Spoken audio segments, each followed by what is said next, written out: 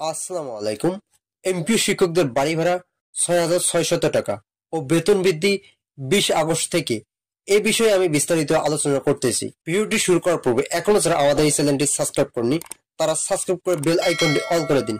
আজ বেসরকারি শিক্ষা প্রতিষ্ঠানের শিক্ষক ও কর্মচারীদের জন্য নবম পে স্কেলের আওতায় বেতন বৃদ্ধি করার বিষয়ে জরুরি বৈঠকের আয়োজন করা হয়েছে।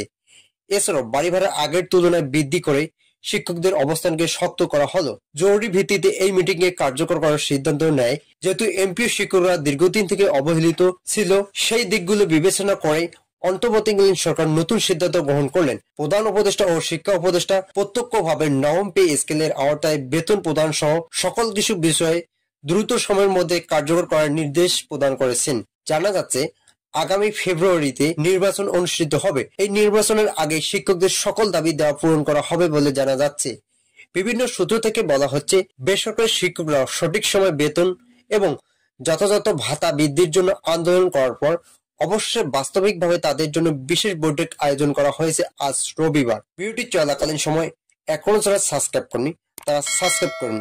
আজকের বৈঠকের পর এমপিও শিক্ষকদের সকল বিষয় জানা সম্ভব। যেহেতু বেসরকারি শিক্ষকদের দীর্ঘদিনের দাবি ছিল বাড়ি ভাড়া এবং চিকিৎসা ভাতা বৃদ্ধি করার জন্য, তাই সর্বপ্রথম বাড়ি ভাড়া বৃদ্ধি করা হবে সরকারি চাকরিজীবীদের ন্যায়। সরকারি চাকরিজীবীরা তাদের মূল বেতনের 50% হারে বাড়ি ভাড়া পেয়ে থাকেন। সেই দিকগুলো বিবেচনা করে অন্তর্বর্তীকালীন সরকার শিক্ষক এবং কর্মচারীদের জন্য বাড়ি ভাড়া বৃদ্ধির সিদ্ধান্ত নিয়েছেন এবং তা বাস্তবায়ন করার জন্য পদক্ষেপ গ্রহণ করেছেন।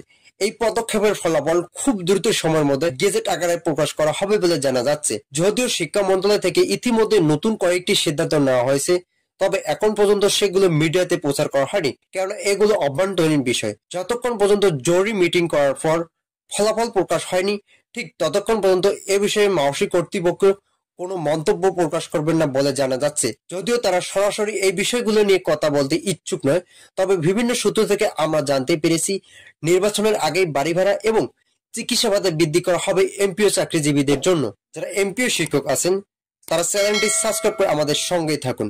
বাড়ি ভাড়া বৃদ্ধি করার ফলে শিক্ষকরা তাদের দীর্ঘদিনের দাবি পূরণ হবে। এছাড়াও চিকিৎসা ভাতা বৃদ্ধি করার জন্য যথেষ্ট ধৈর্য সহকারে আন্দোলন করেছেন শিক্ষকরা। অবশেষে শিক্ষকদের এই আন্দোলন সরকারি চাকরিজীবীদের ন্যায় সকল ভাতা সমানভাবে দেওয়া হতে পারে। প্রাইমারি যারা শিক্ষক আছেন তারা সরকারি সকল ধরনের সুযোগ সুবিধা ভোগ করে থাকেন।